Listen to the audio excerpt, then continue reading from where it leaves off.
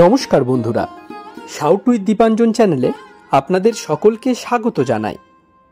আপনারা শুনছেন শ্রীমদর্শন। শ্রীমদর্শন 16টি খণ্ডে সম্পূর্ণ। ভগবান শ্রীরামকৃষ্ণদেবের অপার অনুগ্রহে এই গ্রন্থের প্রথম ভাগের প্রথম সংস্করণ 1366 বঙ্গাব্দে ও ইংরেজির 1960 খ্রিস্টাব্দে প্রকাশিত হইয়াছিল।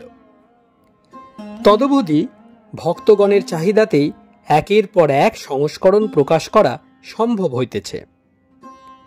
শ্রীমদর্শনের মূল আবেদন, গৃহে বাস করিয়া কি প্রকারে দেবভাবে জীবনযাপন করা যায়, কিভাবে বেদ বর্ণিত উপায়ে সুখ দুঃখ সমভাবে গ্রহণ করিয়া সংসারে শান্তিতে বাস করা সম্ভব হয়।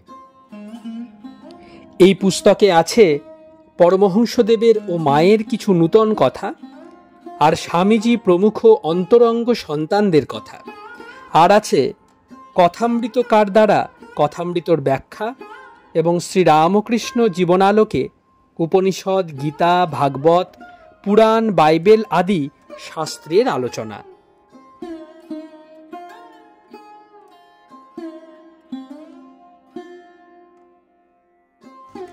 স্বামী নিত্যাত্মানন্দ বিরচিত শ্রীমদর্শনের আজ 22তম পর্ব। আসুন আজকের পর্বটি শুরু করা যাক।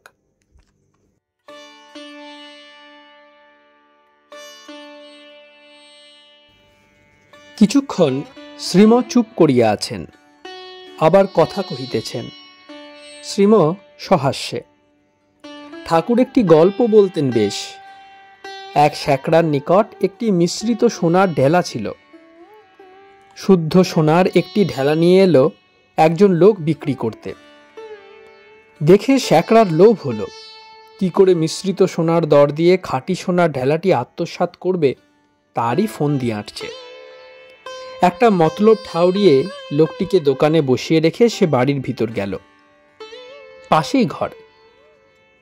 স্ত্রীকে বললে, দেখো, আমি যখন ইঙ্গিত করব তখন তুমি খুব সেজেগুজে মাঝের দরজাটা ঝনাত করে খুলে এসে সামনে দাঁড়াবে। হতভাগা বেটা ওই রূপ দেখে একেবারে হাঁ করে দাঁড়িয়ে রইল, আর শ্যাকরা এই ফাঁকে তার কার্যসিদ্ধি করে নিলে। স্ত্রীলোক দেখলেই হাঁ করে চেয়ে থাকে, এমনই চিজ মেয়ে মানুষ। ঘোমটা না দিলে স্ত্রীলোকের আর রইল কি? মা স্বয়ং লজ্জারূপে এদের ভিতর অবস্থান করেন। এই লজ্জায় যদি না রইল তবে আর রইল কি? ঠাকুর সব বলে গেছেন, কোনো দিক বাকি রাখেননি ভক্তদের প্রতি। এই ভক্তটিকে এই বিষয় একদিন বলে দিতে হবে। নৈশ আহার শেষ হইয়াছে। এখন রাত্রি প্রায় 10টা। শ্রীম জম্বুতলে বসিয়া আছেন, নিকটে মোহন। আকাশে অসংখ্য নক্ষত্র দেখা যাইতেছে, চন্দ্রও উঠিয়াছে। বনভূমি চন্দ্র কিরণে উদ্ভাসিত হইয়াছে।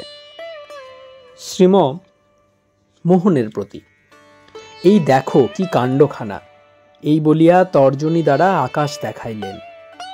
এই যে বিরাট, এই সুন্দর প্রকৃতি, এ সবই তাঁর ইচ্ছাই হয়েছে, তিনি করেছেন। প্ল্যানও তাঁর, কাজও তাঁর, তাই তাকে আদি কবি বলে। ঋষিরা কেহ কেহ এই সুন্দরের উপাসক ছিলেন। ঈশ্বর সত্যং জ্ঞানং অনন্তং, আবার সত্যং শিবং সুন্দরম। ঠাকুর বলতেন, এই সত্যকে, এই সুন্দরকে দেখতে পেলে রম্ভা, তিলোত্তমা, চিতাভস্য বলে মনে হয়। যিনি কবি তিনি খোঁজেন সুন্দরকে, আর দার্শনিক খোঁজেন সত্যকে। উভয়ের শেষ এক। যিনি সত্য তিনি সুন্দর, যিনি সুন্দর তিনি সত্য। A true poet and a true philosopher are one. একজন যথার্থ কবি আর যথার্থ দার্শনিকে কোনো প্রভেদ নেই। ফিলোসফার ইটার্নাল এক্সিস্টেন্স চায়, টেম্পোরারি জীবনে খুশি নয়। প্লেটোর কথায় বলতে হয়, a philosopher seeks to find a ground unconditioned and absolute. এক অখণ্ড অদ্বিতীয় বস্তু লাভই দার্শনিকের লক্ষ্য, অর্থাৎ রিলেটিভ এক্সিস্টেন্স, নশ্বর জীবন নয়। অবিনশ্বর অমৃতত্ব চায়, পার্মানেন্ট ইমমর্টাল এক্সিস্টেন্স চায়। ঈশ্বর ছাড়া কিছুই পার্মানেন্ট নয়। কবি চির সুন্দরকে দেখতে চায়, চির নূতনকে। ঈশ্বর ছাড়া চির সুন্দর নিত্য নূতন আর কেহ নাই। তাই উভয়ের, কবি ও দার্শনিকের গন্তব্যস্থল এক, ঈশ্বর। মোহন: এমারসন এ ভাবটা নিয়েছেন। শ্রীম: কি ভাব? Mohan: a true poet and a true philosopher are one. একজন যথার্থ কবি আর যথার্থ দার্শনিকে কোনো প্রভেদ নাই। শ্রীম: হ্যাঁ, নেচারে বলেছেন এ কথা। এমারসনকে অলৌকিক প্রকৃতত্ত্বজ্ঞ বলা যায়। প্রকৃতিকে, এই জগৎকে তিনি বিকার বলেছে, নট দ্য সাবস্টেন্স। ইহা সত্য বস্তু নহে। সত্য বস্তু হল স্পিরিট, আত্মা, পরমেশ্বর। তাকে হৃদয়ে অনুভব করা যায়, কিন্তু ভাষায় প্রকাশ করা সুকঠিন। বেশ বলেছেন তিনি। যিশুর ন্যায় প্রার্থনা মুদ্রায় যুক্ত করে নত মস্তকে নেচার যেন ঈশ উপাসনায় নিমগ্ন। প্রকৃতির মুখ দিয়ে যেন ঈশ্বর জীবগণকে আহ্বান করে বলছেন, আমি আছি, আমি আছি, আমার কাছে এসো, চিরসুখ চির শান্তি পাবে, অমৃতত্ব লাভ করবে। তিনি প্রকৃতিকে ঈশ প্রতিমা বলছেন। হিন্দুদের প্রতিমা পূজার ভাবও তাই। এমারসন এদেশের চিন্তাধারার সহিত সুপরিচিত ছিলেন। তার জীবনে এর প্রভাব বিশেষভাবে দেখা যায়। এর ভাব হতো ঋষি চরিত্র। মোহনকে আপনি ড্যান্টে পড়েছেন? ওখানা পড়বেন। এর ইংলিশ অনুবাদ কুরি সাহেব করেছেন। খুব সুন্দর বিষয়টি। ড্যান্টে 3টি চিত্র অঙ্কিত করেছেন, হেল, পার্গেটারি ও হেভেন। মোহন: পার্গেটারি কি? শ্রীম: শুদ্ধ পবিত্র হবার চেষ্টা। মানুষের যখন অল্প চৈতন্য হয়েছে, ভোগের ঘোর কেটে গেছে, যখন ভিতরে অল্প ফর্সা হচ্ছে, এই অবস্থা। চেষ্টা চলছে ভালো হতে। অজ্ঞান অবস্থায় সংসার অরণ্যে ভ্রমণকে হেল, নরক বলা হয়েছে। যখন চিত্ত শুদ্ধ হচ্ছে, এগুচ্ছে তাঁর দিকে, তখন পার্গেটারি বা সাধক অবস্থা। তার দর্শন হলে হেভেন, সিদ্ধাবস্থা, তখন কেবল আনন্দ। হেল, পার্গেটারি ও হেভেন, বদ্ধ, সাধক ও মুক্তাবস্থা। 20 চৈত্র 1329 সাল, 3রা এপ্রিল 1923 খ্রিস্টাব্দ, মঙ্গলবার, কৃষ্ণা দ্বিতীয়া। 23 অধ্যায়। ঈশ্বরকে না জানাই অতি বড় দুঃখ। 1। দক্ষিণ প্রান্তর, মিহিজাম। মহুল বৃক্ষতলে শ্রীম বসিয়াছেন, পাশে অন্তেবাসী। চৈত্র মাস হইলেও প্রভাতে মধুর শীত বোধ হইতেছে। সূর্য উঠিতেছে। বৃহদারণ্যক উপনিষদের অন্তর্যামী ব্রাহ্মণ শ্রীম পাঠ করিতেছেন। জনক সভায় ঋষি যাজ্ঞবল্ক উদ্দালককে বলিতেছেন। শ্রীম পড়িতেছেন। তারপর অন্তেবাসীর প্রতি বলছেন, কি উচ্চ ভাব, কি সুন্দর কবিত্বপূর্ণ। এসব কণ্ঠস্থ করে ফেলতে হয়। যিনি পৃথিবীতে আছেন, অর্থাৎ পৃথিবীর অধিষ্ঠাতা দেবতার হৃদয়াভ্যন্তরে আছেন। তথাপি পৃথিবী দেবতা যাকে জানেন না, পৃথিবী দেবতাই যার শরীর। আবার যিনি অভ্যন্তরে থেকে পৃথিবী দেবতাকে পরিচালিত করছেন, তিনি তোমার জিজ্ঞাসিত অমৃত অন্তর্যামী আত্মা। এছাড়া আর সব নশ্বর। তিনি সর্বদেবে, সর্বজীবে, সর্ববস্তুতে রয়েছেন, কিন্তু কেউ তাকে জানে না। অধিষ্ঠাতা দেবতাগণ মহা শক্তিশালী হয়েও তার সন্ধান জানেন না। যদিও বা সন্ধান পেলেন, কিন্তু দেখতে পান না। তাঁর কৃপা ছাড়া কেউ তাকে দেখতে পায় না। অন্তরে বাহিরে তিনি। মানুষের মন বুদ্ধি তাঁর শক্তিতে চলছে। মানুষ মনে করে আমার নিজের শক্তিতে চলছি। তা নয়, সব তাঁর শক্তি। মানুষ অকর্তা, তিনি কর্তা। আবার বাইরে দেখো, চন্দ্র, সূর্য, জল, অগ্নি, পবন এই সারাটি বিশ্ব সব তাঁর শক্তিতে চলছে। তিনি সকলের সার, জীব জগতের অন্তরে থেকে চালাচ্ছেন, তাই তাকে অন্তর্যামী বলা হয়। তাকে সূত্রাত্মাও বলা হয়। যেমন ফুলের মালা, নানা জাতীয় নানা রঙের ফুল, কিন্তু সব ফুলের ভিতর দিয়ে একটিই সূত্র গিয়েছে, তা দিয়েই সব ফুল একত্রে গ্রথিত। তেমনি এই বিশ্বের সকল বস্তু, সকল ব্যক্তির ভিতর যিনি রয়েছেন, সব চালাচ্ছেন। The great organization and the greatest organizer. এই বিরাট বিশ্বও তিনি, তার স্রষ্টাও তিনি, আবার পরিচালকও তিনি। এই জীবজগৎ সৃজন করছেন তিনি, আবার এসবের অন্তরেও তিনি। আকাশাদি সূক্ষ্ম পঞ্চভূত সৃষ্টি হলো প্রথম, তারপর হলো মন, বুদ্ধি, ইন্দ্রিয়াদি, তারপর এই বিচিত্র জগৎ। এই সব সৃষ্টি করে আবার চালাচ্ছেনও তিনি ভিতর থেকে। তিনি অনুপ্রবিষ্ট হয়ে আছেন। ইনভলিউশন, ক্রমসংকোচ, অনুপ্রবেশ, অর্থাৎ ঈশ্বর এই জীব জগতের ভিতর সূত্রাত্মা বা অন্তর্যামী রূপে বিরাজমান। একথা না মানলে শুধু এভলিউশন থিওরি, ক্রমবিকাশবাদ, অর্থাৎ জগতের পরিচালন কার্যে ঈশ্বরের কোনো হাত নাই, আপনি চলছে, জড়বাদীদের এই মত জাগতিক প্রধান প্রধান সমস্যাগুলির সন্তোষজনক সমাধান করতে পারে না। এই জীব জগতের উৎপত্তি স্থলও তিনি, গতিও তিনি। সকলকেই যেতে হবে তাঁর কাছে, আগে আর পরে। যেমন ঠাকুর বলতেন, নেমন্তন্ন বাড়ি থেকে কেউ ফিরে যায় না, সকলেই খাবে, তবে আগে আর পরে। কেন সকল জীবকে ঈশ্বরের কাছে যেতে হবে? না, এটা যে জীবের বার্থ রাইট, রিয়েল নেচার, তার জন্মগত অধিকার, তার নিজ স্বরূপ। জীবত্বটা আর্টিফিশিয়াল, স্বরূপ নয়, দেবত্ব তার স্বরূপ। ওইখানে বাড়ি। Our home is god. ঈশ্বরই আমাদের আপনার জন, গন্তব্যস্থল। সাহেব ঘেঁষা বাবুরা ছুটিতে হোমে বিলেত যান, কিন্তু আমাদের হোম ওই ঈশ্বর। সকলেই যাবে একদিন সেখানে। তিনি সকলকে জানেন, তাকে সকলে জানে না। তাকে জানলে সব জানা হয়। মানুষ অমর হয়ে যায়, জন্ম মরণ চক্রের বাইরে চলে যায়। বিষয়টি অতি দুরূহ, তাই নানাভাবে বোঝাবার চেষ্টা হচ্ছে। দৃষ্টিটা যাতে অন্তরে আনা যায় সেই চেষ্টা। বহির্দৃষ্টি সব মানুষ। দক্ষিণেশ্বর থেকে আসতে গাড়ির বাইরে মুখ রেখে ঠাকুর সব লোক দেখতেন। একদিন বললেন, সব দেখছি নিম্ন দৃষ্টি।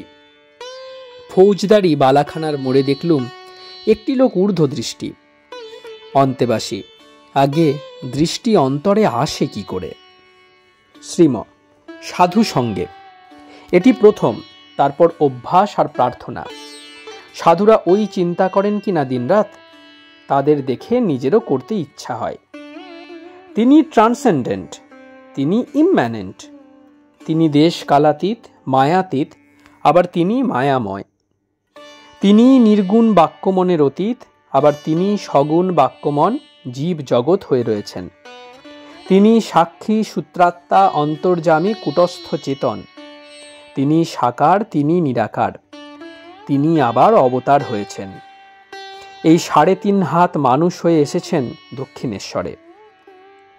অন্তেবাসী, এই মায়া কজেশন তাতে রয়েছে, কিন্তু তিনি এতে অ্যাফেক্টেড হন না।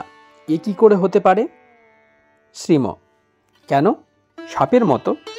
সাপের মুখে বিষ রয়েছে, তাতে সাপের কোনো অনিষ্ট হচ্ছে না, কিন্তু অপরের শরীরে প্রবেশ করলে তৎক্ষণাৎ মৃত্যু।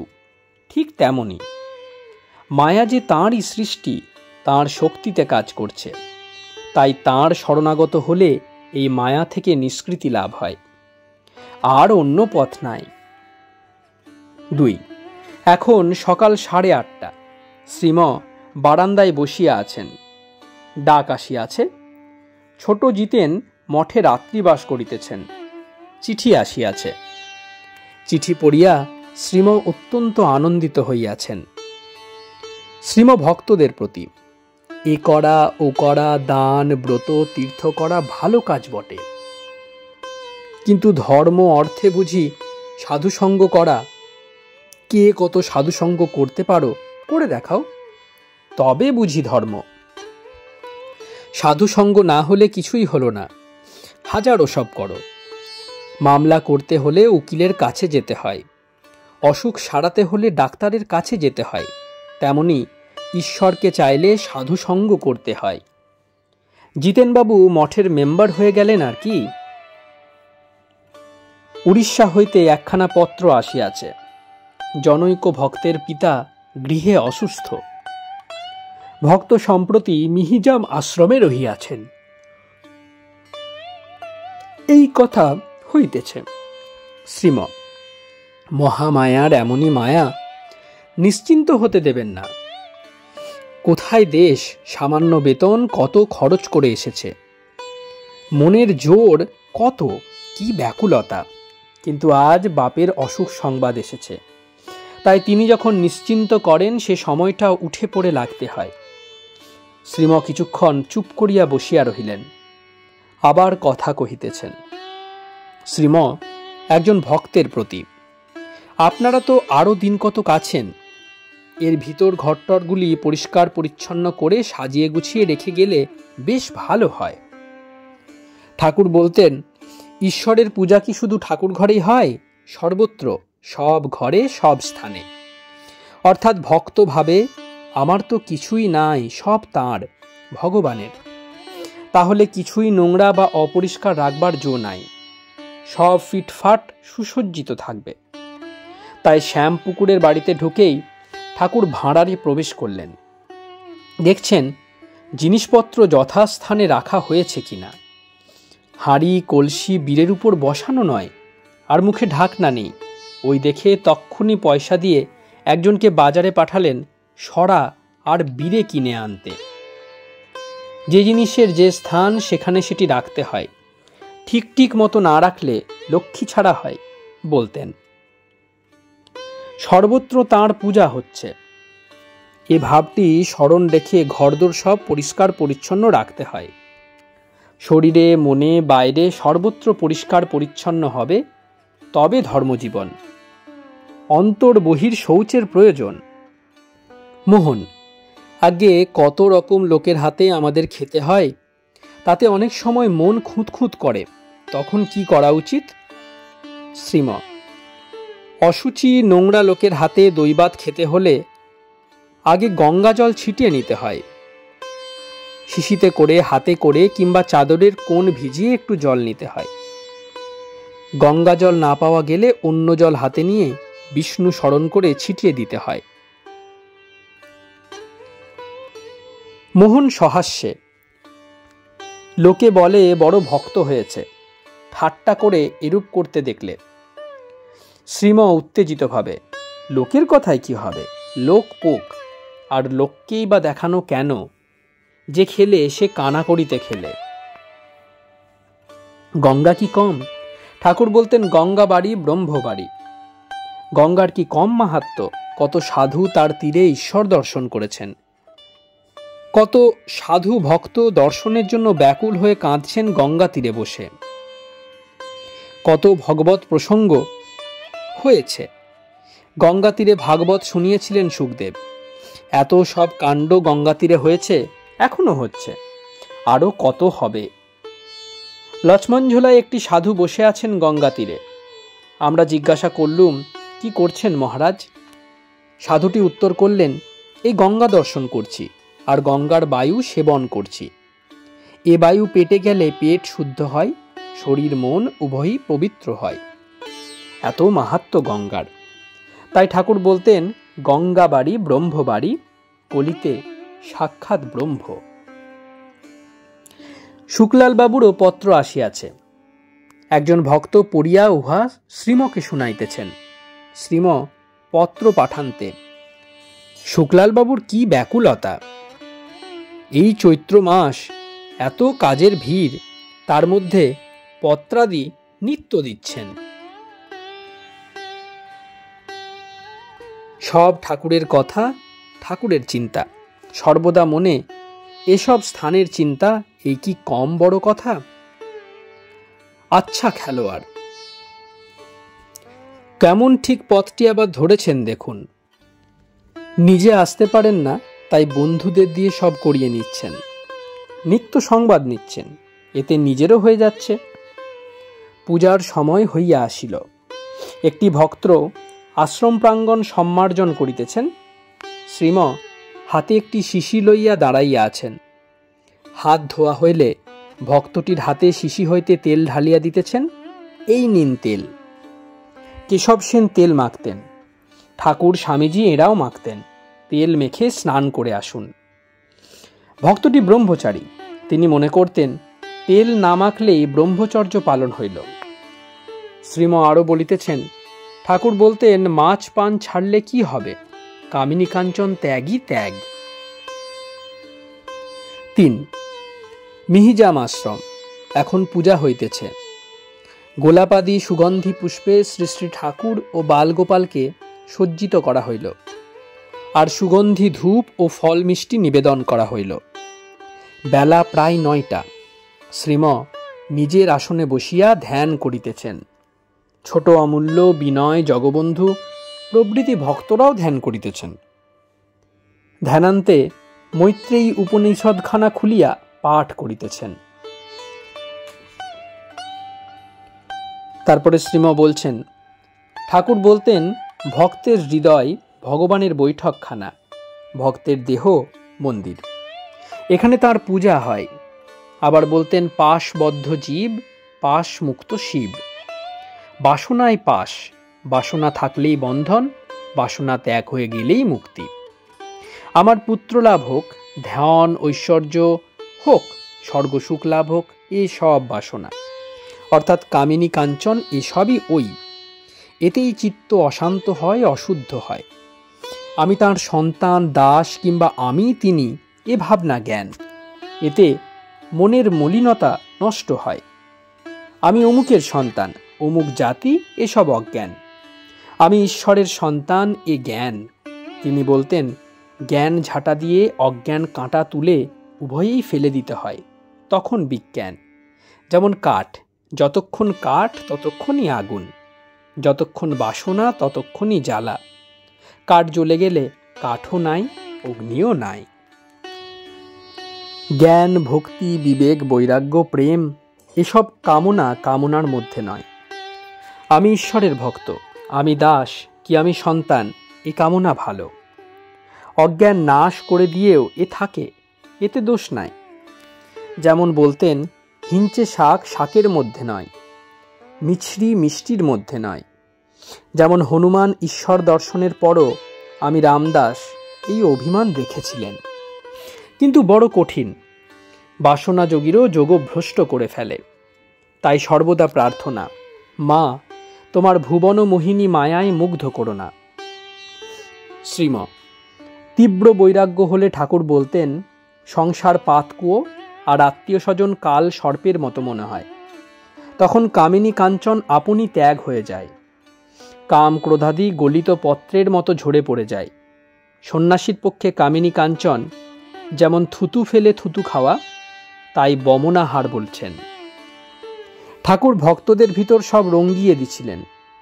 কতকগুলিকে ভিতর বার সব ত্যাগ করিয়ে নিলেন, কতকগুলিকে সংসারে রেখে দিলেন। দেখতেই সংসারী, ভিতর সব লাল, ত্যাগী। সন্ন্যাস নিয়ে দূরে চলে যেতে হয় আত্মীয় কুটুম্ব থেকে। Out of sight, out of mind. আগে 12 বৎসর নিখোঁজ হয়ে থাকত। ঠাকুর বলতেন বিচার করে এক, আর তিনি দেখিয়ে দিলে অন্যরূপ। ধর্মের মূল অনুভূতি দর্শন। ঠাকুর আম খাওয়া বলতেন, নইলে যেমন প্রতিবিম্বিত আম দেখা। একটা পুকুরের উপর আমের ডাল পড়েছে, তাতে আম হয়েছে, তার প্রতিবিম্ব জলে পড়েছে। সেই প্রতিবিম্ব আম দেখে যেমন আনন্দ, তেমনই শুধু বিচার। কৃপা করে তিনি দর্শন দিলে, তার সঙ্গে আলাপ হলে যেমন আম খাওয়ার আনন্দ। সাধুদের প্রণাম করতে হয়, পূজা করতে হয়। কেন করা? তাতে চৈতন্য হয়ে যায়। ঠাকুর কেশব সেনকে বলেছিলেন এই কথা, জ্ঞান বৃদ্ধ কিনা। ভক্তদের প্রতি এই 3টি শ্লোক মুখস্থ পড়া রইল সকলের। বিদ্যান স্বদেশ মুৎসৃজ্য বমনাহারবৎ আর উত্তমা তত্ত্ব চিন্তৈব। কুটির প্রাঙ্গণ। জম্বুতলে ভক্তগণ উত্তরাস্য বসিয়া আছেন। কেহ কেহ বন হইতে প্রত্যাগমন করিয়াছেন। শ্রীম চেয়ারে। ভাগবত পাঠের আয়োজন হইতেছে। বেলা 4টা। একজন বাবাজি সাধু করতাল বাজাইয়া হরে কৃষ্ণ কৃষ্ণ কৃষ্ণ হরে হরে, হরে রাম রাম রাম হরে হরে এই নাম গান করিতে করিতে পশ্চিম দিক হইতে আসিতেছেন। বাবাজির শরীরে হরিনামের ছাপ। তিনি আশ্রমে প্রবেশ করিলেন। দণ্ডবত আদি শেষ হইলে ভাগবত পাঠ আরম্ভ হইল। পিঙ্গলার উপাখ্যান। শ্রীম দেহ গৃহের কথাটা আবার পড়ুন তো। ছোট অমূল্য পড়িতেছেন। যাহার মেরুদণ্ড, পঞ্জর, জানু, জঙ্ঘা, হস্ত, পদ সমস্তই অস্থিময় এবং ত্বক, রোম ও নখাদি দ্বারা যাহা পরিবৃত, অপিচ যাহাতে নবোদ্বার খড়িত হইতেছে, সেই বিষ্ঠামূত্র পরিপূর্ণ এই দেহগৃহ। শ্রীম অর্থাৎ যা বিনাশশীল, এমন যে দেহ তাতে আত্মবুদ্ধি করলেই বদ্ধ। দেহ আলাদা, আমি অর্থাৎ আত্মা আলাদা, এই বুদ্ধি হলে ধর্মজীবন আরম্ভ হল। পাঠ শেষ হইল। শ্রীম নৈরাশ্যং পরমং সুখং। নৈরাশ্য মানে ডেসপেয়ার নয়। নৈরাশ্য মানে ঈশ্বরে আত্মসমর্পণ, সারেন্ডার টু গড। ঈশ্বরে নির্ভরতা, তাঁর কৃপায় তাতে বিশ্বাস হলেই নির্ভরতা। পিঙ্গলা বলছেন, আমি যদৃচ্ছা লাভে সন্তুষ্ট থাকিব আর শ্রীহরির পাদপদ্ম চিন্তা করিব, তাহলেই হয়ে গেল। ঠাকুর বলেছিলেন, আমার আদর্শ ছিল একটি কুটির থাকবে, শাক ভাত খাবো আর তাঁর নাম করব দিন রাত। 4 ঠাকুর ঘরে সন্ধ্যা প্রদীপ ও ধূপ দেওয়া হইল। ধ্যানও শেষ হইয়াছে। এখন প্রায় 8:30। আজ বড় গরম পড়িয়াছে। গৃহে বসিতে কষ্ট হইতেছে, তাই বাহিরে জম্বু বেদিকাতে আসন পাতা হইল। শ্রীম চেয়ারে। বিনয়, ছোট অমূল্য ও গদাধর বসিয়া আছেন। জগবন্ধু শ্রীমর নির্দেশ মতো শ্রী শ্রী রামকৃষ্ণ কথামৃত 3য় ভাগ 15 খণ্ড পড়িতেছেন। আজ রাত্রিতে বাহিরে প্রথম পাঠ। শ্রীম বলিতেছেন, এই আরণ্যক হচ্ছে। পাঠকের প্রতি, বুঝলেন, এর নাম আরণ্যক। হয়তো মনে হচ্ছে আরণ্যক না জানি কি। এই আরণ্যক মানে নির্জনে ঈশ্বর চিন্তা, তাঁর আলোচনা। কুটির প্রাঙ্গণে চেয়ারে শ্রীম বসিয়া আছেন। নৈশ ভোজন শেষ হইয়াছে। এখন রাত্রি প্রায় 9:30। পূর্বাকাশ আলোকিত করিয়া চন্দ্রোদয় হইতেছে। বেদিকোপরি ভক্তগণ কেহ কেহ বসিয়া আছেন। বাবু ঠাকুরের ভক্ত, শ্রীমর খুব অনুগত। কলিকাতায় বাড়ি, অনেক বিষয় সম্পত্তি আছে। ঈশ্বরের জন্য ব্যাকুল। বৈষয়িক ঝঞ্ঝাটের জন্য মনে অশান্তি, পত্র দ্বারা ইহা নিবেদন করিয়াছেন। ভক্ত সঙ্গে ঈশ্বরীয় কথায় মনে শান্তি পাইবেন, এই জন্য শ্রীম জনৈক সেবককে কলিকাতায় যাইয়া তাহার সাহায্য করিতে আদেশ করিলেন। সেবকের শিক্ষা চলিতেছে। শ্রীম সেবকের প্রতি, বাবুকে বলবেন, শিমুলতলা যেতে পারা গেল না, শরীর বড় দুর্বল। জামতারা থেকে মোটরে এখানে আসতে হয়েছিল, কেওরজালি গিয়েও বসে পড়লুম। কাল একটু বেড়ানো হয়েছিল, তাতে দুর্বলতা অনুভব করছি। বাবু শিমুলতলায় বেশ আড্ডাটি করেছেন। ওখানে গিয়ে তো থাকতে পারেন মাঝে মাঝে, প্রতি মাসে 2-3 দিন, কখনো বা 2-10 দিন, একলা, আর কেউ না, খালি রাঁধুনি একজন। আরেকজন থাকলে ভার নিতে পারত, কিন্তু কেউ যে নেই তেমন। বৃহৎ সংসার আর অনেক বিষয়, সব নিজেকে দেখতে হচ্ছে। ছেলে, জামাই, আত্মীয়, কুটুম্ব সকলের ভার এর উপর। কি আশ্চর্য! আচ্ছা, উনি তো এদের টাকা দিয়ে সাহায্য করতে পারেন, তা করুন না। ওরা সব আলাদা বাড়ি করে থাকবে, উনি কেবল টাকা দিয়ে সাহায্য করবেন। বিদ্যাসাগর মহাশয় এটি করতেন। সকলকে টাকা দিয়ে সন্তুষ্ট রেখে নিজে একলা এক বাড়িতে থাকতেন। যত্ন করতে হয়, দেখতে হয়, দেখুন না টাকা দিয়ে। আর এতে ওদেরও ভালো হবে। একেবারে সরাসরি অধীনে সব রাখতে নেই। সব বিষয় নিজে দেখতে দেখতে ওদের ব্যক্তিত্ব খাটো হয়ে যায়, চাপা পড়ে যায়, দুর্বল হয়ে পড়ে। দুর্বল হয়ে সংসারে তলিয়ে যায়। সংসার উত্তাল তরঙ্গ সমাকীর্ণ মহাসাগর। দুর্বলরা পারে না এতে মাথা উঁচু করে থাকতে। যেই বিপদ আপদে পড়ল অমনি নুইয়ে যায়, নেতিয়ে পড়ে, সুখ খোঁজে খালি।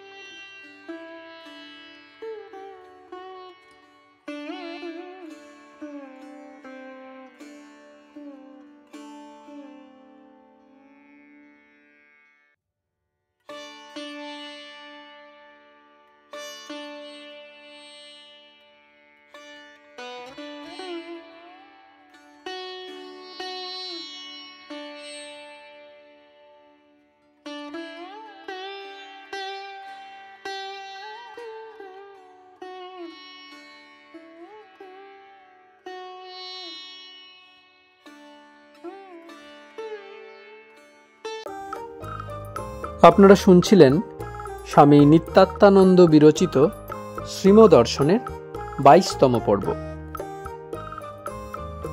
আমাদের পর্বগুলি কেমন লাগছে আমাদের জানান।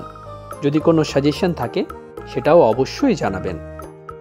আমাদের ভিডিওগুলি আপনাদের পরিবার পরিজনদের মধ্যে ও বন্ধু বান্ধবদের মধ্যে শেয়ার করে দেবেন। শাউট উইথ দীপাঞ্জন চ্যানেলটি সাবস্ক্রাইব করে সমস্ত আপডেট পেতে বেল আইকনটি অবশ্যই প্রেস করে দেবেন। অনেক অনেক ধন্যবাদ। নমস্কার। জয় ঠাকুর, জয় মা, জয় স্বামীজি।